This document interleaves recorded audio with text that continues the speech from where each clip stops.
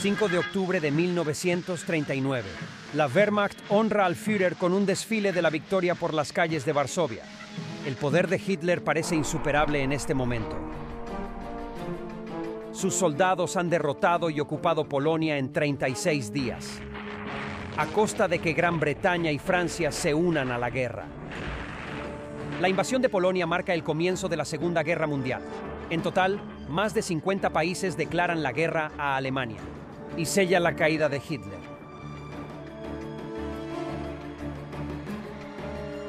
La Blitzkrieg en el este fue también el preludio de la bárbara guerra de razas y exterminio de los nazis contra eslavos y judíos, civiles y prisioneros de guerra. Muchos soldados rasos participaron en las atrocidades cometidas por la policía y las SS, saqueando y asesinando sin conciencia. La directora de cine Leni Riefenstahl fue testigo de una de las masacres en septiembre de 1939. En Polonia se pierden los últimos valores de la tradición humanista. Los alemanes demuestran ser conquistadores sin escrúpulos, sin decencia ni moral.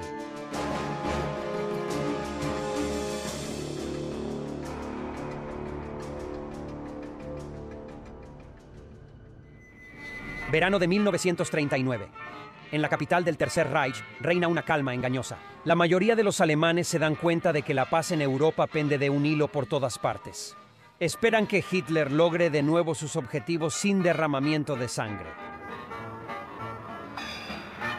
Casi nadie se da cuenta de que Europa está realmente al borde del inicio de la Segunda Guerra Mundial. Un periodista alemán señala: los observadores no pueden evitar tener la impresión de que la gente se entrega deliberadamente a un placer desenfrenado. La nueva Cancillería del Reich, recién terminada, está desierta. El Führer prefiere pasar el verano lejos de Berlín, en las montañas bávaras, para preparar sus próximos movimientos en política exterior. En un principio, Hitler no quería atacar Polonia, así que estaba dispuesto a negociar con Polonia hasta la primavera de 1939. Los polacos no aceptaron sus ofertas. La consecuencia de esto, y sobre todo de la invasión de Praga, fue que la política británica cambió. Los británicos ya no estaban dispuestos a creer que Hitler tenía ambiciones muy limitadas. El 16 de julio de 1939, el dictador asistió al Día del Arte Alemán en Múnich. Todos los que eran alguien en el Tercer Reich tomaron asiento en la galería VIP de la Feldherrenhalle. Todos esperan ansiosos el gran desfile con cuadros vivientes de 2000 años de historia alemana. El desfile kitsch sugiere que no solo el futuro debe ser nacionalsocialista, sino también el pasado. Según un observador estadounidense, la procesión nazi es un reconocimiento de los inquietos planes de conquista del Führer. El 12 de agosto espera en el Berghof la visita del ministro italiano de Asuntos Exteriores. El conde Ciano quiere persuadir al aliado para que convoque una conferencia internacional y se ve obligado a darse cuenta, cito, de que no se puede hacer nada más. Ha decidido atacar y atacará. Hitler informa al aliado de su decisión de atacar Polonia antes de fin de mes. En el verano de 1939, Hitler y los dirigentes nazis pensaban que Gran Bretaña no intervendría a pesar de la garantía para Polonia, porque los británicos tampoco habían intervenido en la crisis de los Sudetes. Por tanto, seguramente no lucharían por Danzig, porque no querían luchar por los checoslovacos. En este sentido, los alemanes querían que Gran Bretaña no cumpliera su garantía para Polonia. Pero pensaban que Hitler había dicho a sus militares que queríamos aislar a Polonia, pero que si no, atacaríamos de todos modos. Hitler estaba de acuerdo, atacaría Polonia.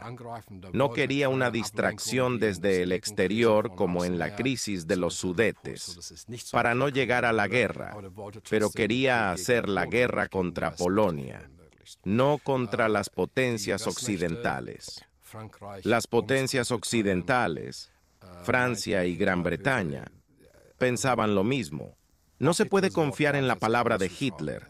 En este sentido, se mantuvieron obstinadamente en su línea. Hitler no debe hacer nada contra Polonia.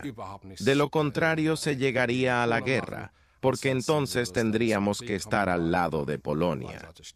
Vacaciones de verano nacionalsocialistas en la isla de Sylt, izada de bandera por la mañana en el Norseheim Klapoltal con las juventudes hitlerianas y la BDM. En todo el Tercer Reich reina una calma engañosa, casi normalidad, pero los pensamientos de los alemanes giran en torno a la próxima campaña. Según un memorándum interno, la confianza en el Führer está siendo sometida a la prueba de fuego más dura desde tiempos inmemoriales.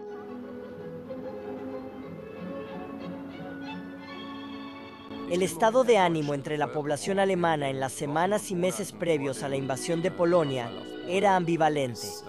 Por un lado, es un hecho que una gran mayoría de la población alemana compartía obviamente la opinión de que la frontera entre Alemania y Polonia no podía ser permanente. Se había establecido en virtud del Tratado de Versalles. Así, grandes partes del territorio alemán habían sido transferidas a Polonia y existía un amplio acuerdo entre la población alemana, incluso a través de las líneas de partido, de que esto no podía ser la última palabra, sino que tendría que haber una revisión de esta frontera y, hasta cierto punto, la recuperación de territorio alemán. Hitler convierte la ciudad libre de Danzig, con sus más de 400.000 habitantes, en un peón de su diplomacia de intimidación. Según el Tratado de Versalles, la ciudad predominantemente alemana del Mar Báltico estaba sujeta a la Sociedad de Naciones en aquel momento, pero estaba rodeada de territorio polaco. La llamada Westerplatte está situada en una península frente al puerto de Gdansk. Una guarnición del ejército polaco está estacionada allí desde la década de 1990. Desde hace siglos, quien controla Westerplatte controla el puerto, y quien controla el puerto controla la ciudad.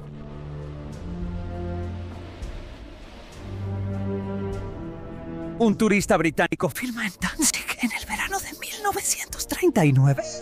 La población expresa una cosa inequívocamente. Al igual que Austria y los Sudetes, Gdansk debería volver a pertenecer a Alemania. Por un lado, la actitud básica de muchos, quizá la mayoría de la población, era bastante antipolaca. En este sentido, no había nada en contra de un ataque a Polonia, siempre y cuando este ataque se limitara a Polonia, siempre y cuando las potencias occidentales no intervinieran. Pero en general, la población tenía una actitud relativamente negativa hacia la guerra. En otras palabras, el recuerdo de la Primera Guerra Mundial seguía siendo, por supuesto, muy fuerte en la mente de la gente, y no querían arriesgarse a una Segunda Guerra Mundial. Un administrador de distrito de Ebermannstadt, en la Alta Franconia, lo resumió así en agosto de 1939. Danzig y el corredor, sí; con la guerra, no. La lucha de la ciudad libre de Danzig por su identidad alemana y su afiliación al Reich se ha convertido en el centro de la política mundial. Danzig exigía en última instancia la propaganda nazi, debía volver a casa, al Reich. Casi nadie cree que los aliados de los polacos, Francia y Gran Bretaña, dejen morir a sus soldados por Danzig.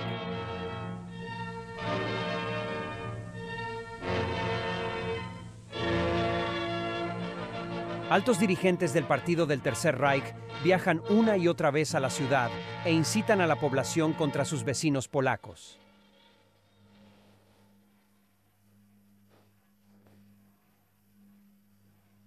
En la primavera de 1939, Polonia se vio directamente afectada por el incumplimiento por parte de Hitler del Acuerdo de Múnich, y nadie en Polonia creía seriamente que Hitler se atuviera a sus exigencias aparentemente moderadas.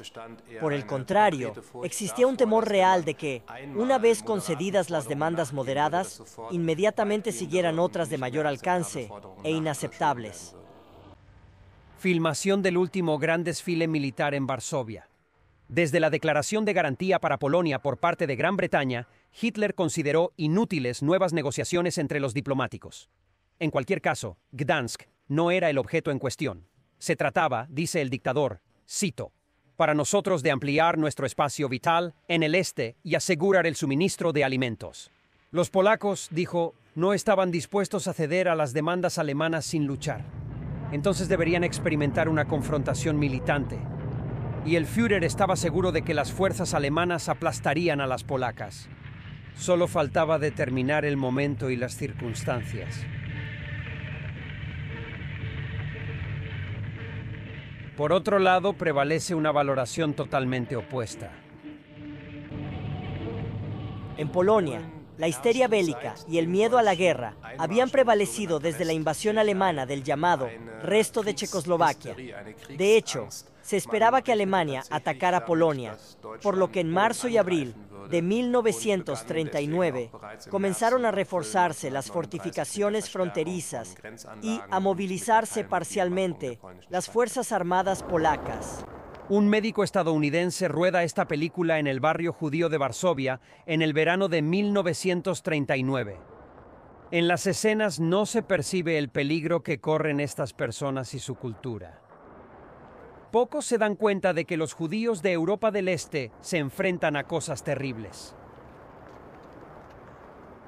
Muchos polacos prefirieron creer los informes que afirmaban que el ejército alemán estaba inadecuadamente equipado y fracasaría.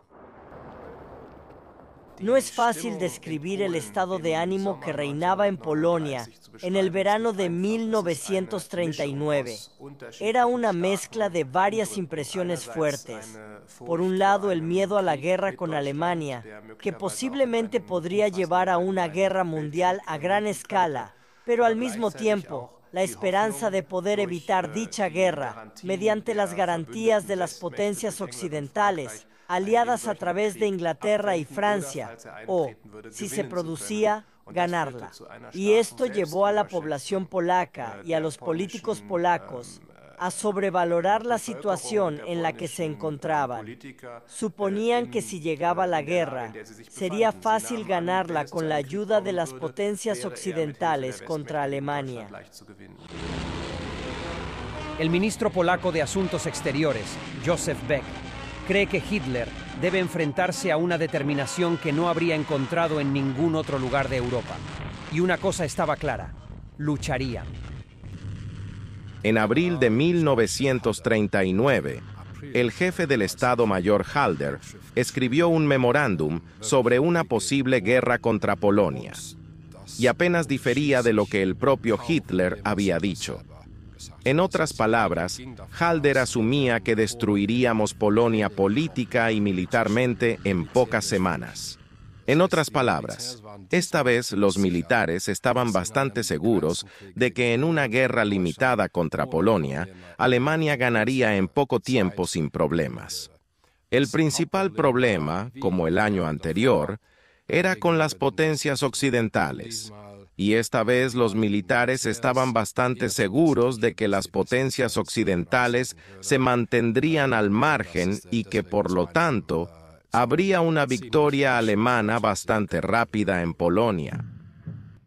La movilización de la comunidad nacional alemana estaba en pleno apogeo desde hacía tiempo. La trayectoria vital de los jóvenes está trazada con precisión. Tras completar su educación, realizan el servicio de trabajo del Reich. A continuación, los hombres hacen el servicio militar. Las Fuerzas Armadas también reclutan voluntarios. Soldados, camaradas, es el título de esta película, que promueve el alistamiento en el ejército alemán y se emite en la televisión nazi pocas semanas antes de que comience la guerra. Desde mediados de la década de 1930, en todo el Tercer Reich se reclutaban trabajadores cualificados para la industria armamentística con elevados salarios y prestaciones sociales de empresa. En particular, se fabricaron tanques y aviones en grandes cantidades. Las armas pesadas formaban parte de una revolucionaria estrategia de guerra en movimiento desarrollada por el Estado Mayor alemán. El gran número de tanques desempeñó un papel central en esta estrategia. Ya en 1929, expertos militares alemanes habían practicado en secreto con prototipos junto con el Ejército Rojo. Ahora, 10 años después, están listos para la guerra.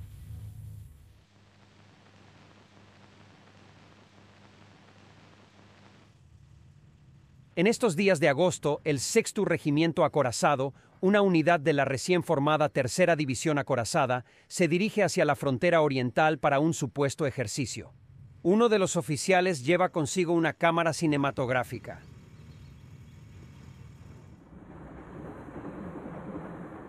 La posición de Gran Bretaña y Francia en la guerra de poder por Polonia está clara.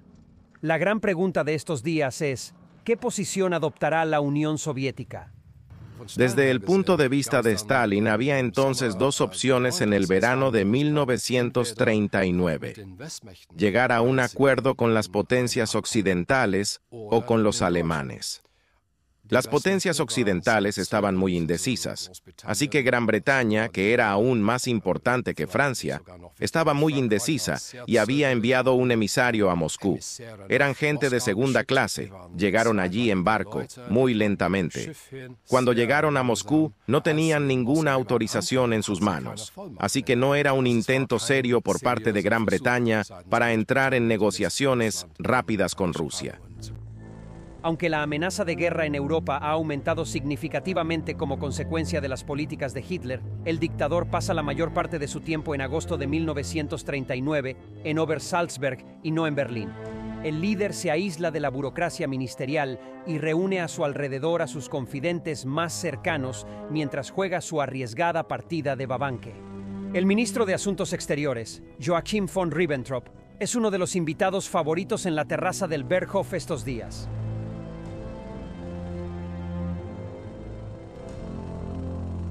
Mientras tanto, ya se habían iniciado negociaciones entre Alemania y la Unión Soviética sobre posibles acuerdos económicos.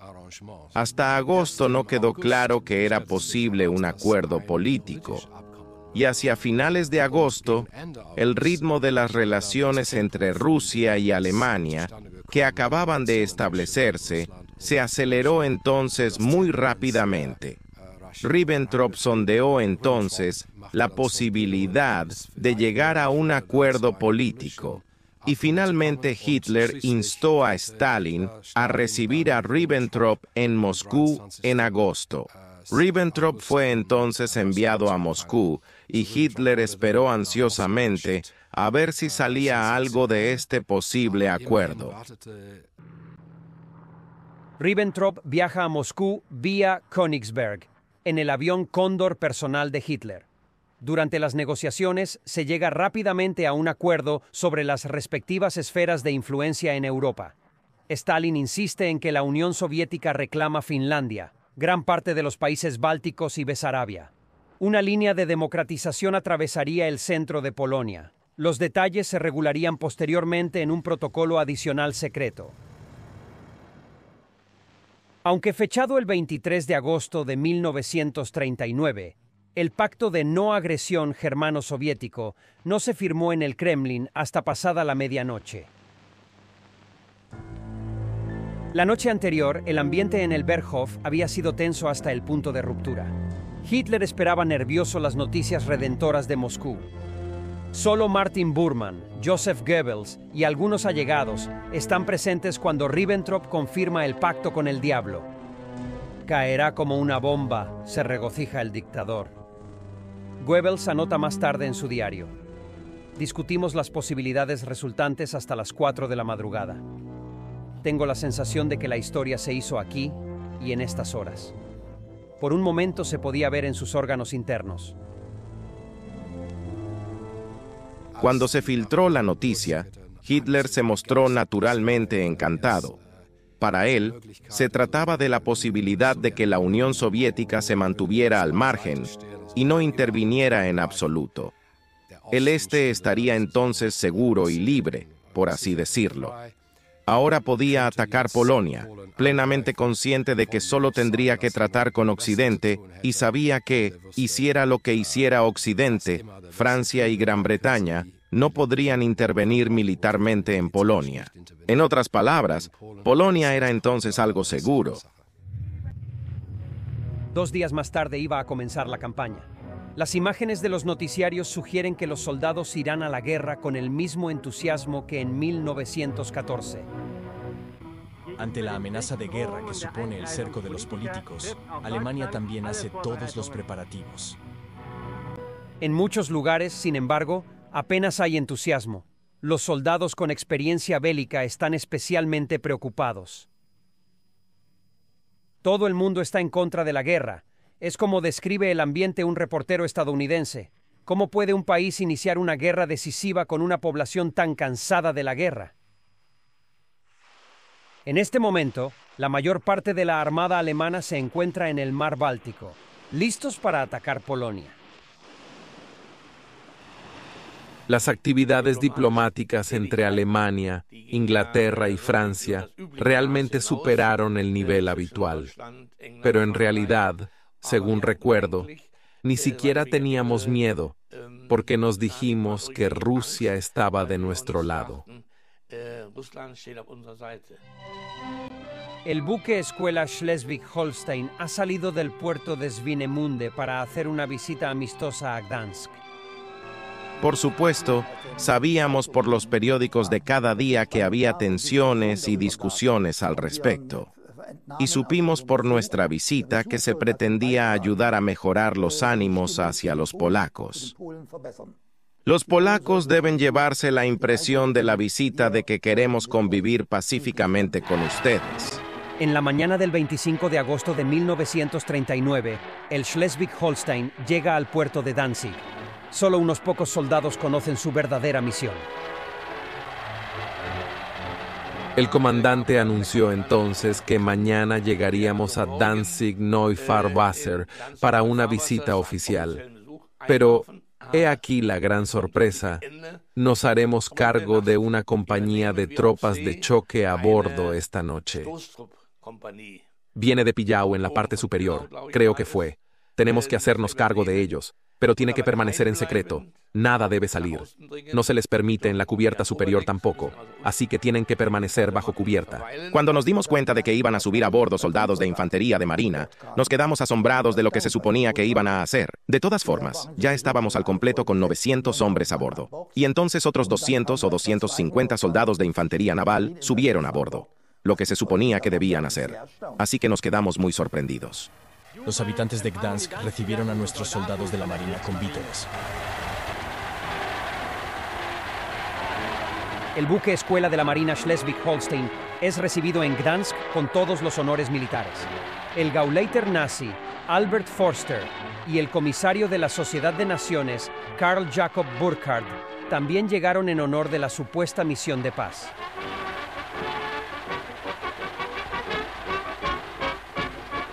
Tras las ceremonias de bienvenida, la tripulación tiene permiso para bajar a tierra.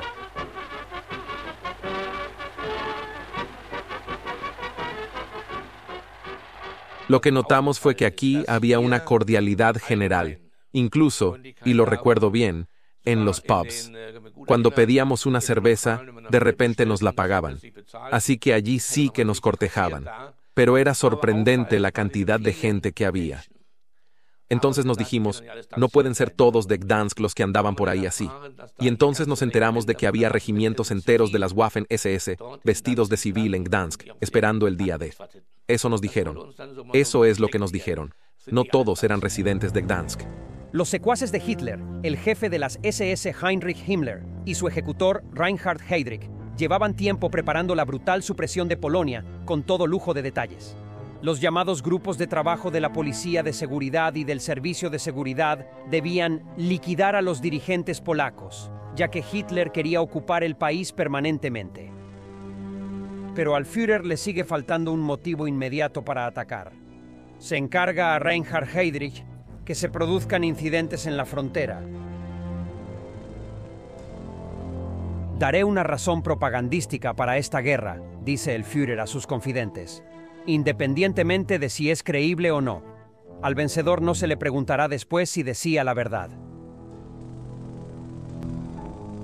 Hitler quería dar al mundo la impresión de que los polacos habían empezado y que una invasión alemana de Polonia solo sería una reacción a los ataques polacos. Y para ello, con la ayuda de la Policía de Seguridad y de su hombre, Reinhard Heydrich, había preparado varias acciones en la zona fronteriza germano-polaca, en las que policías alemanes vestidos con uniformes polacos debían fingir ataques polacos, que a su vez debían proporcionar la ocasión de justificar ante el mundo exterior que Alemania invadiría entonces Polonia.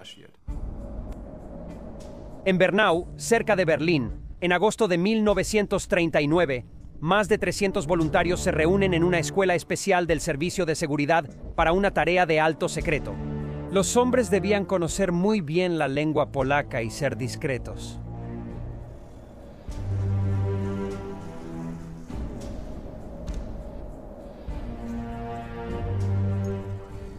Internamente, la instalación se conoce como la Escuela de Esgrima de las SS. Los participantes en este inusual curso también se preparaban físicamente para su misión especial. Unternehmen Tannenberg es el nombre encubierto de varias acciones planeadas en paralelo para dar a Hitler la razón para iniciar la guerra. Ataques a oficinas alemanas, llevados a cabo por alemanes con uniforme polaco.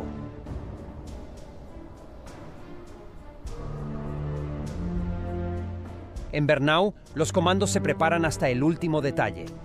Los objetivos fueron cuidadosamente seleccionados. Todos los involucrados juran guardar absoluto secreto. 7 hombres se preparan para una misión especialmente delicada. Deben fingir un asalto al transmisor alemán de Gliwice, justo en la frontera polaca.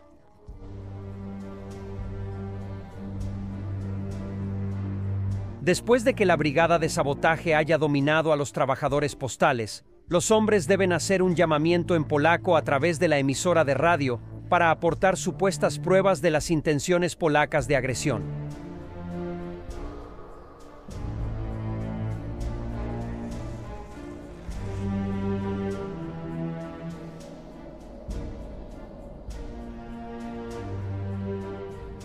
El jefe de la Gestapo, Heinrich Müller, también participa en la Acción Tannenberg en la medida de sus posibilidades. A mediados de agosto viaja personalmente al campo de concentración de Sachsenhausen. Para que las redadas, por ejemplo en la estación aduanera de Hochlinden, parezcan creíbles, se presenta a prisioneros del campo de concentración con uniformes polacos como víctimas de supuestos tiroteos. Bajo la supervisión de Müller, varias docenas de prisioneros fueron seleccionados en Sachsenhausen para esta llamada Operación de Comida Enlatada. Tras la selección, fueron inmediatamente separados de los demás internos del campo y alojados en el bloque de celdas del campo de concentración. Las operaciones se preparaban hasta el último detalle. Se han conservado los planos originales.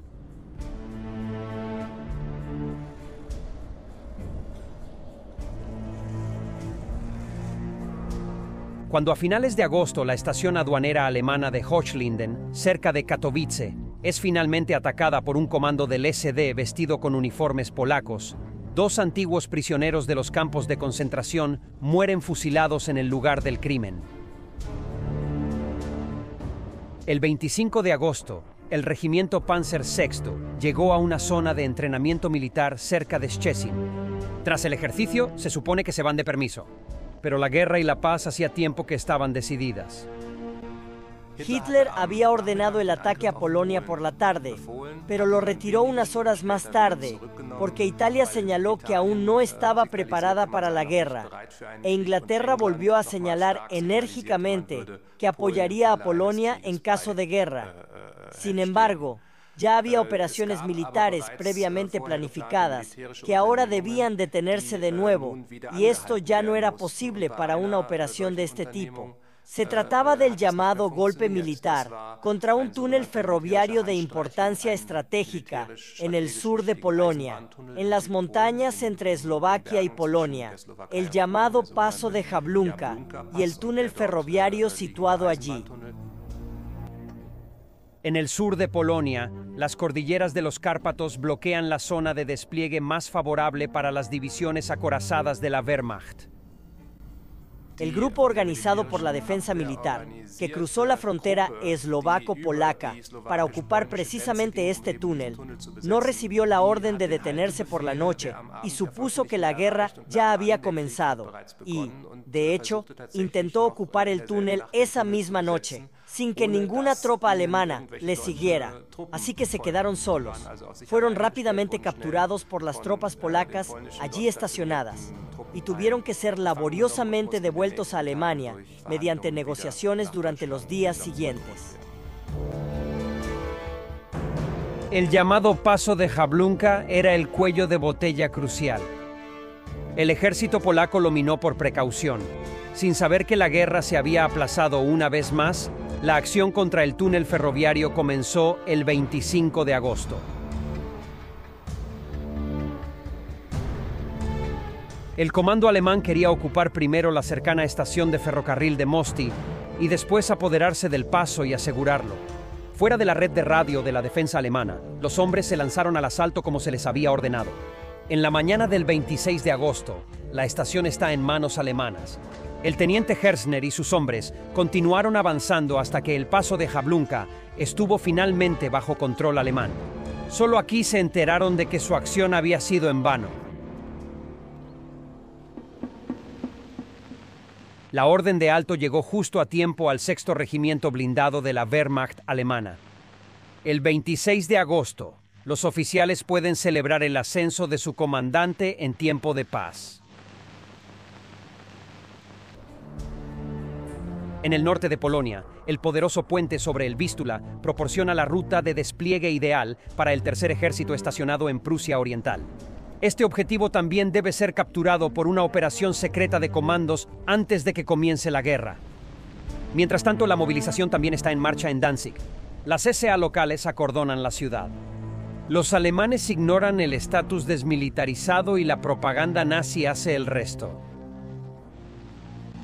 Danzig crea ahora su propia defensa contra las constantes amenazas polacas.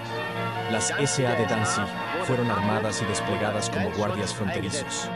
Pronto se dispuso también de una fuerza excelentemente entrenada en la defensa interior de las SS. Hacía tiempo que se habían introducido de contrabando armas, soldados regulares y hombres de las SS en la ciudad para poder capturarla inmediatamente después de que comenzara el ataque. Mientras la población de Danzig esperaba tranquila y confiada su regreso al Reich, los alemanes étnicos dentro de las fronteras polacas fueron sometidos al terror más salvaje. Muchos miles huyeron de la violencia de los polacos a la protección del Reich y encontraron refugio temporal en campos de refugiados.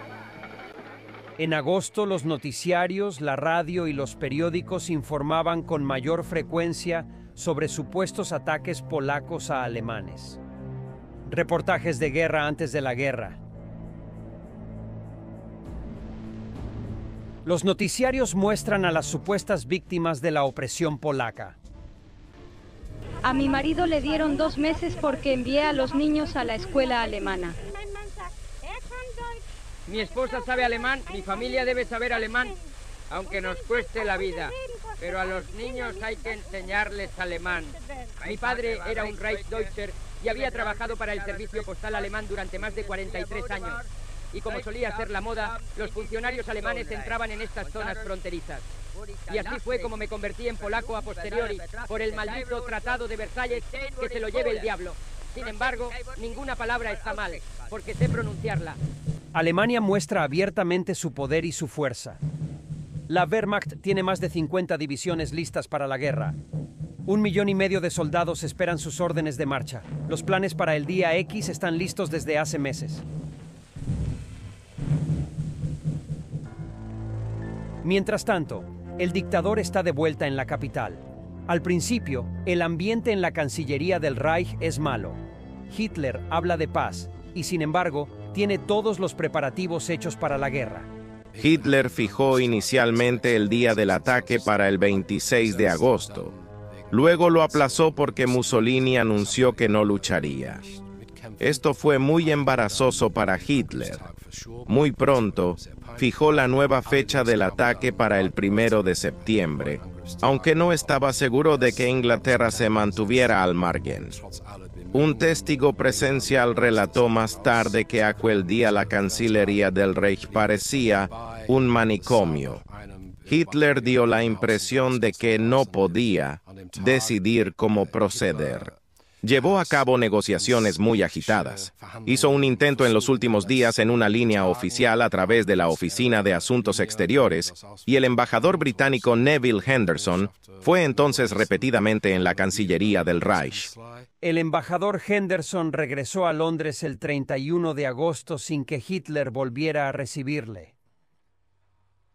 Todos los intentos de mediación entre Berlín y Varsovia fracasaron. En caso de que Hitler se atreviera a invadir Polonia, el gobierno de Su Majestad amenaza con la guerra. Francia también tiene un tratado de asistencia mutua con Polonia. Comienzan en París los preparativos de emergencia. Cientos de miles de franceses se apresuran a tomar las armas. Una oficina administrativa en Korbach, Hesse, está muy ocupada desde hace días. Las primeras cartillas de racionamiento de alimentos se expiden en Alemania incluso antes del comienzo de las hostilidades para garantizar que los conciudadanos no pasen hambre en la inminente guerra.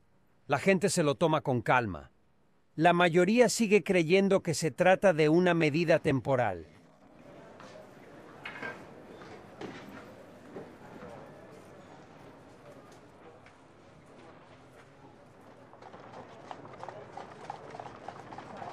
Las unidades de la Wehrmacht se movilizan por todo el Tercer Reich. En Neunkirchen, en el Sarre, una división de reserva avanza hacia el muro oeste. Mientras que hay fuertes unidades blindadas en la frontera polaca, los soldados de Hitler en el oeste están en su mayoría mal equipados.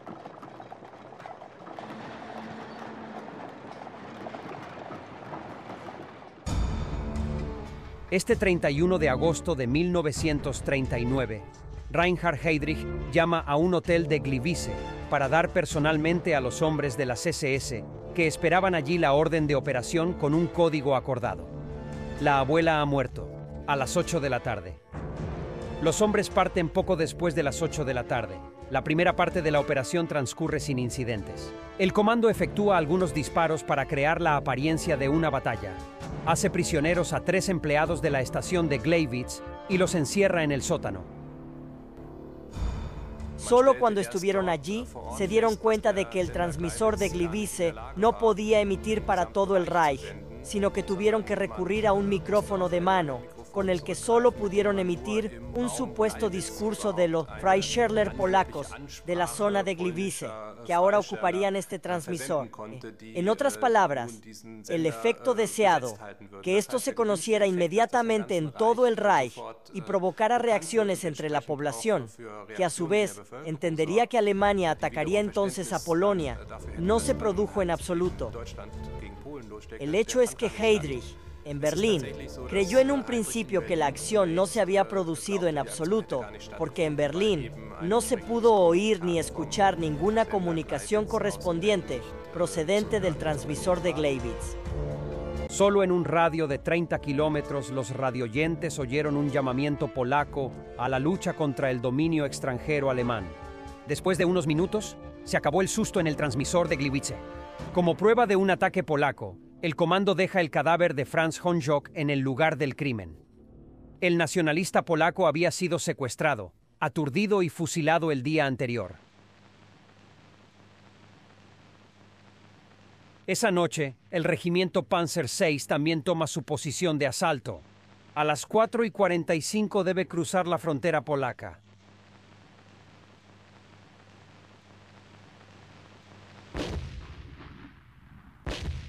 ...54 divisiones alemanas con 3.195 tanques... están listas para atacar el país vecino en la mañana del 1 de septiembre de 1939. En Dirschau, los soldados polacos interceptan la operación del comando alemán para asegurar el puente sobre el Vístula para el avance. Aunque la Luftwaffe bombardea las posiciones polacas, el puente es volado. En 2 días, los pioneros levantan un puente de madera provisional.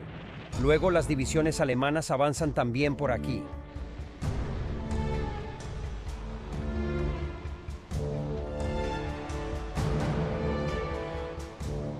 El comienzo de la Segunda Guerra Mundial es transmitido en vivo para los radioyentes alemanes. Niemand weiß von den Danzigern, was um diese Stunde geschieht. In aller Stille sind die Vorbereitungen getroffen worden. In aller Stille soll Danzig nun endgültig deutsch werden. Nun, wo Polen sich nicht bereit erklärt hat, die Vorschläge des Führers zu Verhandlungen anzunehmen, sollen die Waffen sprechen. Das Linienschiff Schleswig-Holstein wird in wenigen Sekunden den Feuerkampf auf die Westerplatte eröffnen. El 6º Regimiento Blindado también ha llegado a la frontera polaca y espera la orden de ataque.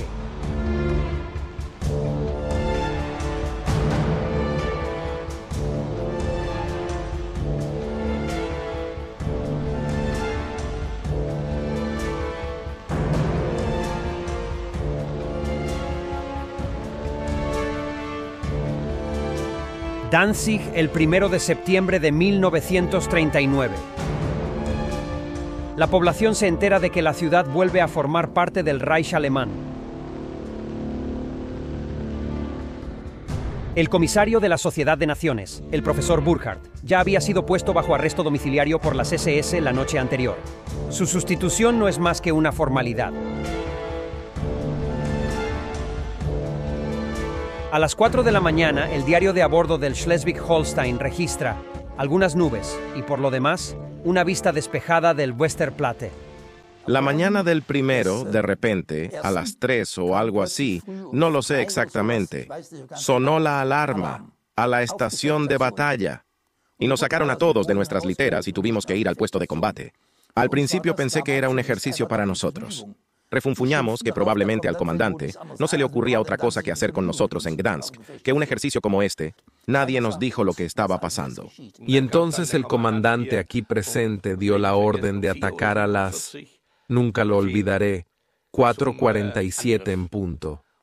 Y entonces comenzó el tiroteo con todas las armas disponibles.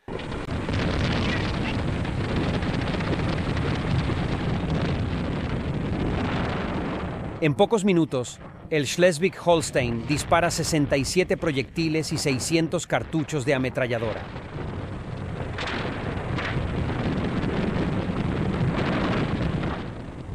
Los alemanes inteligentes no lucharían por Hitler, sino contra él. Los inmigrantes alemanes lo esperaron hasta el final. El escritor Klaus Mann comentó el inicio de la Segunda Guerra Mundial de la siguiente manera: significa la erupción del volcán, el eclipse apocalíptico.